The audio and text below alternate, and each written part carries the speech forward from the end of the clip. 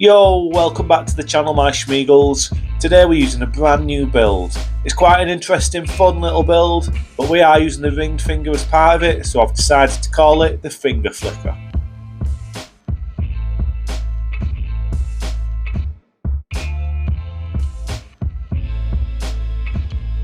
So it's a level 30 build. We've got 25 vigour, 15 endurance, 17 strength, 15 dex, and then 27 faith.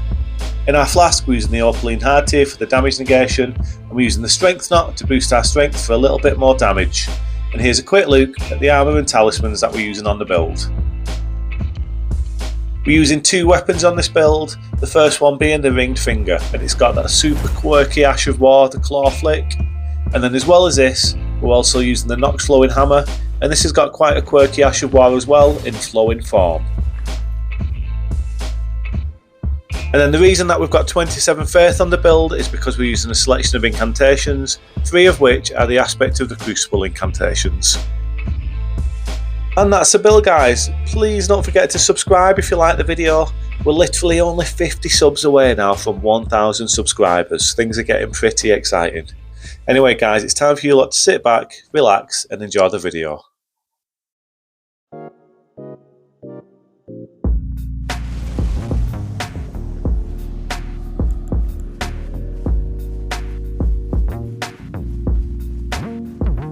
So we're straight into the action up at the 4 belfries, and I've got this duo to deal with, one of which is using the Moog Spear and is really eager to spam the Ash of War at me. So that's something I've got to play around with straight away for this first invasion, try and work around it somehow, and I'll see if I can take this guy down without taking too much damage from the bleed from that weapon. I get a nice early big hit on him there with the aspect of the Crucible horns. Really good spell. All of those aspects of the Crucible spells are really good. We've got the horns, the tail whip and the fire breath, all really cool incantations, and are actually what the build was initially based around. I made it so my stats accommodated the incantations, and then I selected the weapons afterwards. And speaking of the weapons there, you can see how effective the ringed finger is with the claw flick. We get a nice hit on the summon, and then we managed to finish him off with the throwing pot. As soon as I took the summon out, the host made his way back up to this area, and I think he was trying to re-summon his friend. But we get a nice attack on him with the horns again, and then we finish him off with a heavy attack from the ringed finger.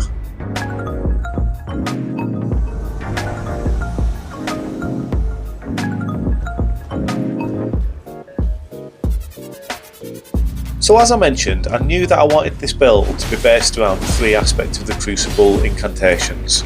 That's what initially gave me the idea to put a build together at this level, although acquiring all of those incantations at level 30 was quite difficult. The fight with the Crucible Knight after the Ricard boss fight at Volcano Manor is quite an ordeal at level 30, but it was well worth it because these incantations are super cool. Nice flick there from the ringed finger on the horse, and again you can see just how effective that is. It's got some super good poise on it, and it's just it does some good damage. It's a really cool weapon. But as I said, the incantations came first and then the weapons came afterwards.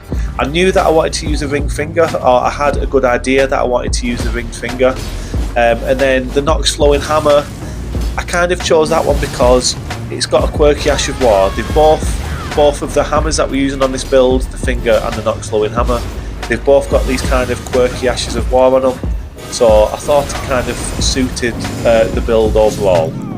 Another aspect of the build that I was thinking about when it came to the incantations and the weapons is that they all kind of change form somehow. The incantations make you change form in the fact that, you know, you grow a tail, you grow a horn, you grow a big chest and start breathing fire. And then the 2 weapons that we're using also change form.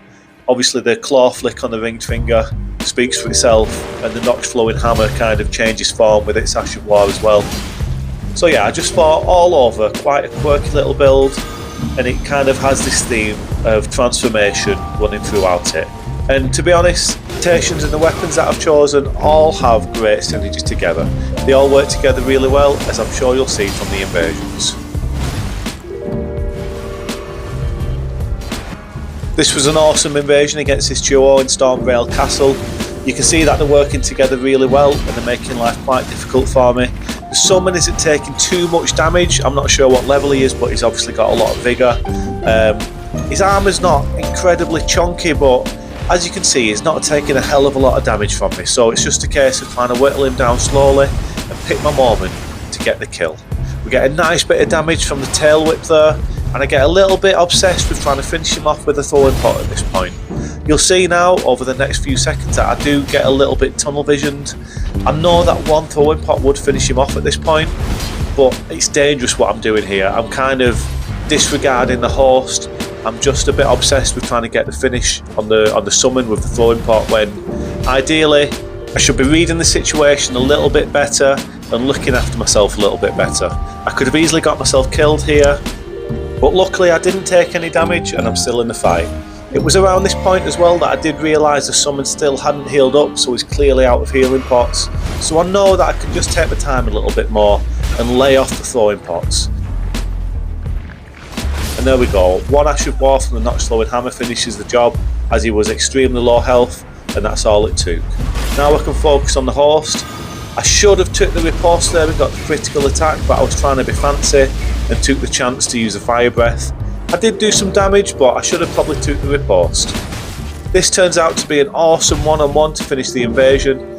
I'm all out of blue juice, as you can see. I've nothing left. He's all out of blue juice.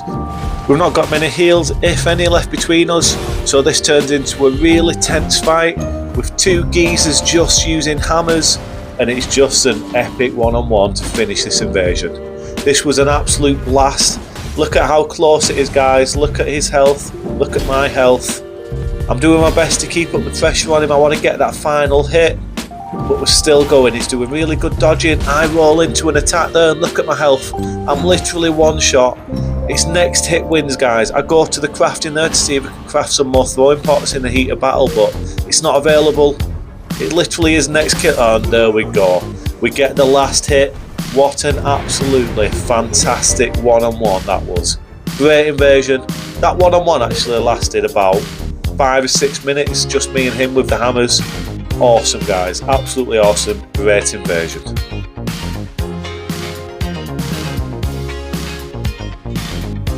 Now look at these two Schmeagles backing up into this room.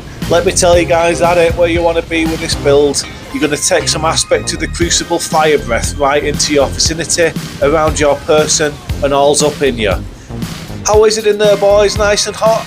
Nice and hot for you? Is it nice and hot in that room with that fire breath? Oh! I try and get the tail bit through the wall there, but it was just out of range. And here you go, boys. Take a bit more fire, why don't you? I run in there now. I'm committed. I've got the ringed finger out, and I get a nice big Ash of War there. The host is really low. I throw in a fire pot to finish the job. Proper fun little invasion, that one. Just the perfect scenario to do some work with the fire breath.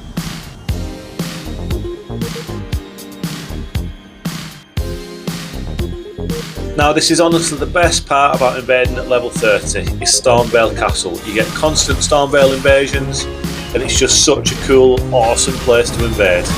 As you can see, we're fighting this duo up here, and they're both using the shield setup, so I can really go to work trying to break the stances and get some critical attacks. I've got the perfect setup to fight them in this little area at the top here. It's not too cramped, but it's just small enough for us to do some real good work with our Incantations and the Ashes of War on our weapons. As you can see, they was both being quite aggressive there as they pushed onto me, but the hyper armour on the Ash of War and the ringed finger is second to none. Once it starts up, it really is hard to interrupt. We get a nice shield rate there on the summon, but we just can't react in time to get the riposte to get the critical attack. But I know at this point that they're both quite easily guard broken.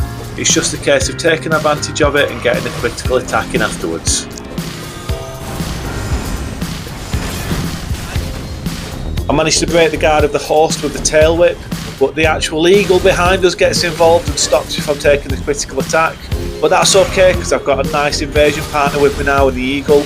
Don't mess with the birds, guys. Just don't mess with the birds. It's not worth it. The eagle took out the summon in the background. I get a nice tail whip on the host. The eagle's still about. He's angry. He's not a happy bunny, this bird, I'm telling you. We get a nice finish with the horns. GG, guys, but you made the mistake when you messed with my buddy, the eagle.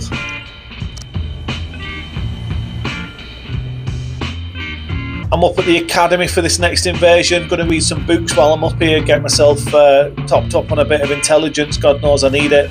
The horse is in here at the grace and I managed to get a backstab on him. He's obviously not paying attention to where I am, but I follow that up with a tail whip. Unlucky not to kill him on the second spin there. That would have killed him if I connected, but he somehow managed to avoid it. But I follow that up again with the horn. Miss the Ash of War on the ringed finger, and then I do some more damage with the throwing pot. You can see in full flow just how much pressure and damage this build can apply. Once it gets into the rhythm of things, there's so many different ways it can catch you out. It's really good at closing the distance in a short amount of time with the horns. You know, it's got the fire breath to do area damage. Both the Ashes of War work really well together, as you can see. Knocks Flowing Hammer into the ringed finger Ash of War for the kill. What a good invasion. 1-on-1, but we absolutely dominated him.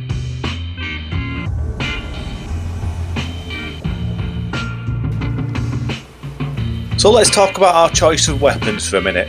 We're obviously using the ringed finger with the Nox Flowing Hammer, and I think they're both two really cool and quirky weapons, and that is the main reason why they're on the build. We're using a few quirky incantations that you don't often see, so I've paired that with two quirky weapons that you definitely don't often see. But just because they're quirky doesn't mean they're not deadly. The ringed finger and the Nox Flowing Hammer, at this level they don't do massive damage. You know, I think we could probably do with some more strength investment and maybe go up quite a few levels from really to start doing some good damage. But the Ashes of War on them definitely make up for what they lack in damage at this level. We're using the Shard of Alexander on the build to boost the damage from the Ashes of War, and when they hit, when they connect with whoever we're fighting, they do really respectable damage. And the good thing about them is that they work really well together as well. I think if you get the claw flick from the ringed finger, it knocks them back, does some good damage. Then we have the choice to either use an incantation and follow that up, or we can make a switch to our Nox Flowing Hammer and use Flowing Form, the Ash of War on that, and that's longer range than the ringed finger, and sometimes we can catch them out once they're getting up after they've been knocked down. So we can use both Ashes of War together. They sync up really nicely together and can often lead into a kill following each other. I've got the host in this invasion down to one shot, and again I get a little bit tunnel vision there chasing him down. It nearly kills me. If you look at my health there, I'm literally one shot myself, but I know it's going to be an easy kill with the throwing pot, and luckily for me the end of that invasion just flowed into my favour.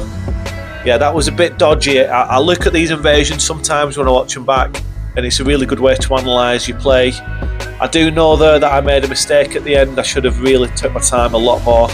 I nearly got myself killed, but it worked out in the end. But it's really good recording your invasions, making these videos, because it gives you a chance to analyse everything that happened afterwards. I've invaded this duo here fighting the Avatar, and I almost didn't include this invasion. It feels a little bit cheeky, taking advantage of this boss fight, but I put it in just to highlight how good the tail whip is. Look at the range on that. See how far away that host actually was? He was a good few yards away, and we hit him from behind the tree and behind the big pot that was on the ground.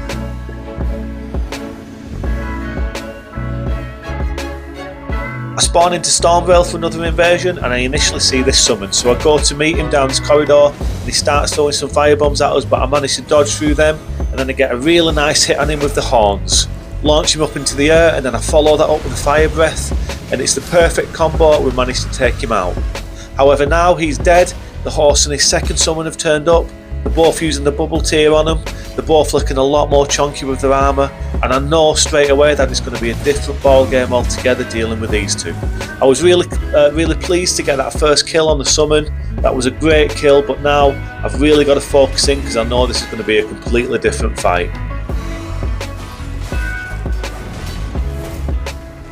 The summon does a great job there avoiding the claw flick from the ringed finger. I try for another one just because I thought they might have pushed down onto me there, but they back off. They obviously know what they're doing, these two. I've got to be real careful. At this point we've dropped down underneath, and it's not a good situation for me. Against two good players, I do not want to be in this little tight confined room. However, I do manage to land some good damage with the tail whip, but I take my chance there to try and get out. I was unlucky not to hit the host with the horns, but as I said, I know that I've got to get out of this room, and I've got to get myself into a more favourable position to deal with these two. I head up the stairs, and I know that there's a lot of tight corridors in this area of Stormvale, and that is really going to suit my build. If I get you in a tight corridor like this, there's so much that I can do to tunnel you into this small space. And when you think of the Ashes of War that I'm using on both weapons, plus the incantations, how much ground I can cover with the horns, the fire breath, the tail whip, it covers a long area. So if you're coming at me in a small corridor like this, there's a lot I can potentially do to inflict some good damage. I want to keep him here as long as I can because I know this is my best chance. If I get out of this room and they start putting pressure on me, if I get out of this corridor, sorry, and they start putting pressure on me, I know that I'm going to struggle. As you can see now, they've kind of powered through between them, they just pushed forward. They've pushed me out of that corridor where I was doing okay, but now I'm in trouble. I've got no healing pots left.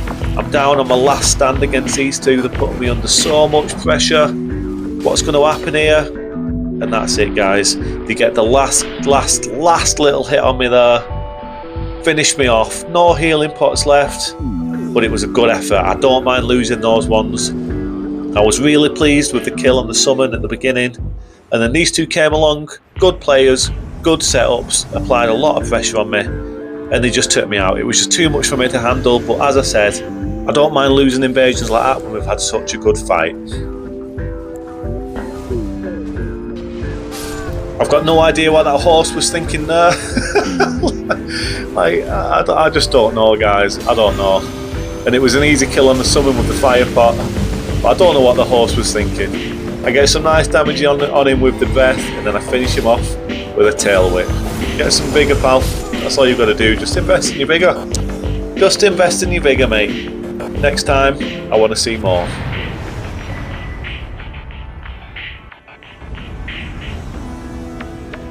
Yet again, we're back in Stormvale for this invasion. Such an awesome location spot. Honestly, it really is just the best thing about invading at level 30.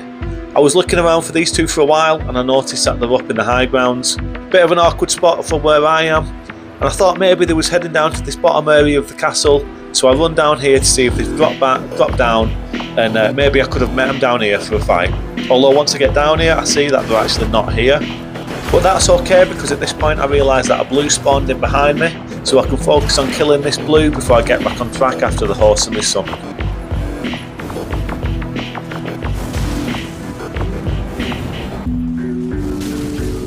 I never expect too much from blues, but this guy really weren't much of a problem at all. Anyway, guys, I catch up to the horse in a minute and you'll see what happens, but I've got to say this is my last invasion of the video. I hope you've had a great time watching. I've absolutely loved making this build. It worked out better than I was initially thinking it might do. Level 30 builds are some of the best builds you can do in the game. Anyway, guys, please don't forget to like and subscribe if you like the content, but take it easy, and I'll see you all in the next video.